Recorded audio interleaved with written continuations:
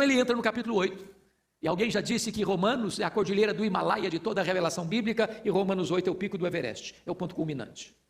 E no texto que nós escolhemos aqui para ler, Romanos 8, 29 a 39, chama a sua atenção porque Paulo faz 5 declarações e depois ele faz 5 perguntas.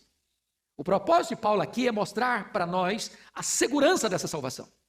E por que é importante isso? Porque muitas vezes a sua segurança não depende do que você sente. Eu vou dizer isso com toda clareza aqui para você. Às vezes a pessoa creu no Senhor Jesus, mas não tem segurança, não tem certeza de que está salvo. O fato de ele não saber que ele pode ter essa certeza, não significa que ele não tem essa segurança. Essa segurança não é baseada no que sentimos, nem no que fazemos, mas no que Deus fez quando você creu no Senhor Jesus Cristo. Quem crê, tem a vida eterna. Não terá, não teve, tem. Aquele que creu no Senhor Jesus está seguro. Ele diz assim: as minhas ovelhas ouvem a minha voz, e elas me atendem e me seguem. Eu dou a elas a vida eterna, e ninguém as arrebatará das minhas mãos. Então, se você creu, você está salvo. Porque se você não tiver essa garantia, essa segurança, você vai viver um crente numa corda bamba. Aí você diz: hoje de manhã eu estou salvo. Eu estou andando com Deus, eu sou salvo. Deu escorregada. Bom, perdi a salvação. Aí você se arrepende, confessa. Bom, agora eu estou salvo de novo. Aí você daqui a pouquinho: oh meu Deus, eu fiz uma coisa que eu não devia, perdi a salvação outra vez. Não, não é assim. Salvação não se perde. Uma vez salvo, salvo para sempre. Não significa isso que então você tem licença para pecar, porque está tudo bem, você está garantido. Isso não. Isso não. Isso não é Bíblia. Isso não é cristianismo. O salvo está seguro, mas o salvo não faz provisão para o pecado. O salvo não vive na prática do pecado. O pecado na vida do salvo é um acidente de percurso e não a prática de vida. Se você creu no Senhor Jesus, o que você deseja é ser santo. O que você deseja é andar na presença dele. Então, a possibilidade, a realidade da segurança está fundamentada nas 5 declarações, para daqui a pouco nós vermos as implicações disso nas 5 perguntas. Primeira declaração que ele faz, confira comigo, versículo 29. Versículo 29. Porquanto aos que de antemão conheceu, também os predestinou para serem conformes à imagem de seu filho, a fim de que ele seja o primogênito entre muitos irmãos. Deus conheceu você de antemão. E conhecer aqui não é conhecer de forma cognitiva. Essa palavra é a mesma que aparece também, por exemplo, lá em Gênesis, quando Adão conheceu a Eva, ou habitou com Eva. É conhecer no sentido relacional, é conhecer no sentido de amar. Isso significa que Deus amou você de antemão. Em outras palavras, Deus não amou você porque viu em você virtudes suficientes para amá-lo. A causa do amor de Deus por você não está em quem você é, mas em quem Deus é. Deus amou você primeiro.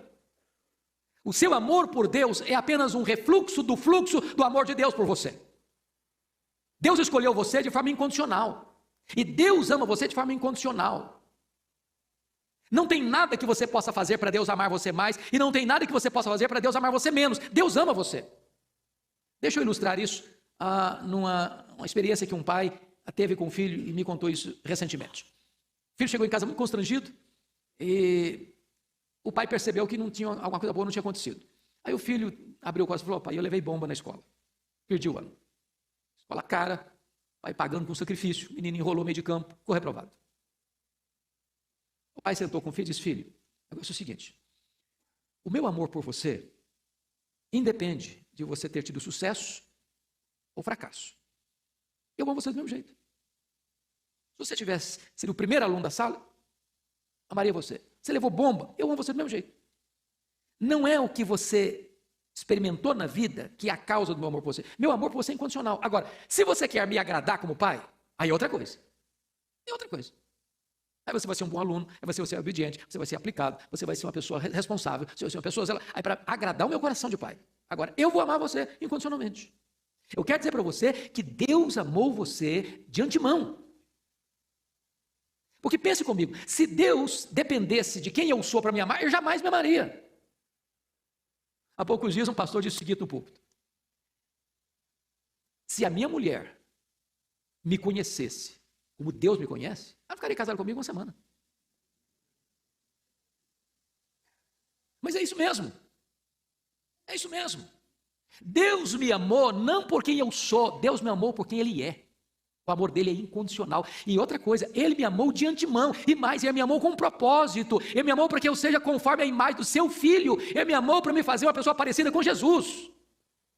Em outras palavras, ele me amou não apenas para me levar para o céu, mas para me transformar à imagem do rei do céu. Essa é a primeira verdade. Então, vou lembrar uma frase dos puritanos. Você acha pouco o fato de você ter sido amado por Deus? Você quer mais? O rei do universo, o criador do universo, o sustentador da vida, ama você. Ainda que ninguém te ama, Deus ama. Isso é tudo. Segunda declaração. Olha comigo o versículo 30. E aos que Deus predestinou, a esses Deus também te amou. Então a segunda verdade é que Deus predestinou você. O que significa isso? Significa que no que tange a salvação, a sua salvação não começou com você, começou com Deus. Não começou no tempo, começou na eternidade. Não começou na terra, começou no céu. Não é você que escolhe Deus, é Deus quem escolhe você. Jesus Cristo disse isso em João 15,16. Não fostes vós que escolhestes a mim, pelo contrário, eu vos escolhi a vós outros. E como é que Deus nos escolheu? Primeiro, Deus nos escolheu antes da fundação do mundo. Portanto, antes de criar o universo, Deus já tinha amado você e escolhido você para a salvação. Segundo, essa escolha não só é eterna, essa escolha é em Cristo. Deus escolheu em Cristo. Em outras palavras, ninguém pode se sentir uma pessoa eleita de Deus, escolhida para a salvação. Bom, Deus me escolheu, mas Jesus eu não quero. Crer nele eu não quero. Me arrepender dos meus pecados e confiar nele eu não quero. Bom, não é impossível, porque a eleição para a salvação passa por Jesus, passa pela cruz, passa pela obra que ele realizou na cruz do Calvário. Terceiro, Deus nos escolheu em Cristo mediante a fé na verdade e santificação do Espírito. Quando eu sou eleito de Deus, é quando eu creio. Como é que eu provo que eu sou eleito? É quando eu creio, quando eu sou santificado pelo Espírito Santo. Quarto, Deus nos escolheu para sermos santos e irrepreensíveis.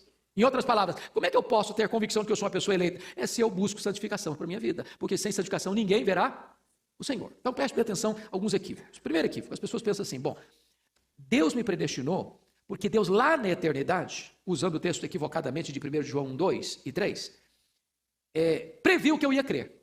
Porque Deus sabia que eu ia crer, com base nesta fé, Ele me escolheu. É assim? Não, não é assim. A fé não é a causa da eleição de Deus, da predestinação. A fé é a consequência da eleição de Deus. Por exemplo, Atos 13:48 está assim escrito: todos os que foram destinados para a vida eterna creram. Não está escrito assim, todos os que creram foram destinados para a vida eterna. Está escrito, todos os que foram destinados para a vida eterna creram. Em outras palavras, a fé não é a causa da eleição, a fé é o resultado da eleição. Segundo, algumas pessoas dizem assim, bom, Deus me predestinou para a salvação porque Ele previu que eu ia praticar boas obras. Não, as boas obras não são a causa, as boas obras são a consequência. Nós somos feitura dele, criados em Cristo Jesus para as boas obras, diz Efésios 2:10. Outros dizem, bom, Deus me predestinou para a salvação porque Ele previu que eu ia ser santo. Não, não é assim. A Bíblia diz que Deus nos predestinou para sermos santos, de tal maneira que a santificação ou a santidade não é a causa da eleição, da predestinação. A santidade é o resultado da eleição. Então, salvação, a predestinação é obra de Deus. Foi Ele que escolheu.